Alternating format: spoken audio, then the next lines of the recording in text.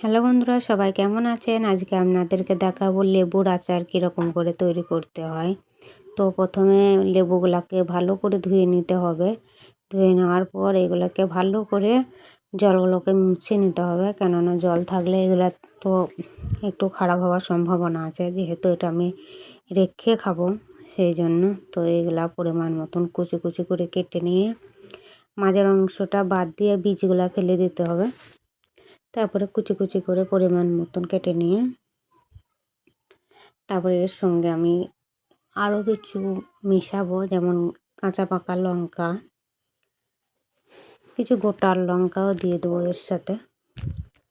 তো এগুলো সব ভালো করে দেওয়া হয়ে গেলে এটা পরিমাণ মতন মেখে আমি একটু রেখে দেবো। এটা রোদেও রেখে দেওয়া হবে, একটু 1 ঘন্টার মতন রাখলেই হবে, কি 8 ঘন্টার মতন, যে যেরকম সময় পাবে আসলে। তো এর সঙ্গে একটু লবণ মিশিয়ে ভালো করে মেখে রোদে দিয়ে রাখতে হবে, যেহেতু একটু লেবুর রসটা বের হবে। তো আমি তারপরে এটা ভালো করে মেখে নিলাম, এটা মেখে রেখে দেবো।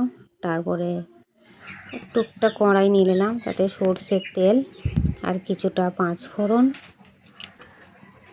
এটা দিয়ে গরম করে রাখতে হবে, খুব অল্প আঁচে এটা গরম করে রাখতে হবে।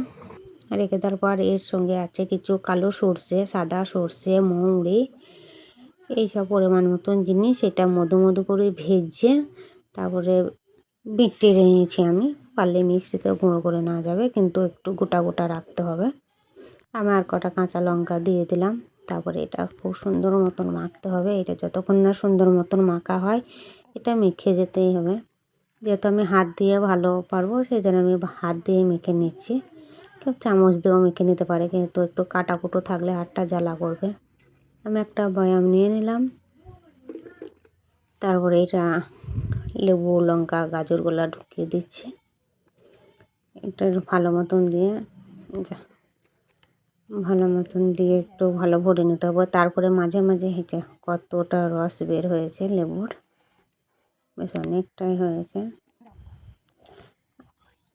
তারপরে এই যে কালো মানে 5 ফোড়ন আর সর্ষে তেল যেটা গরম করা ছিল, আমি অর্ধেকটা ভরার পর আবার আমি একটু দিয়ে দিলাম। তাহলে ওইটা করে দিলে কি আচারটা আর খারাপ হওয়ার সম্ভাবনা থাকে না।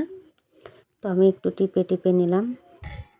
আমার একটা বয়ামের জায়গা হচ্ছে না, সেই জন্য আমি আর একটা নিয়েছি। তো ভালো মতন ভরে আবার উপরে একটু ওই সর্ষে তেল, 5 ফোড়ন গুঁড়ো, 5 ফোড়নটা দিয়ে ভালো মতন ভরে নিয়েছি। এটা খুব সুন্দরভাবে থাকবে, বছরখানিকও থাকতে পারে।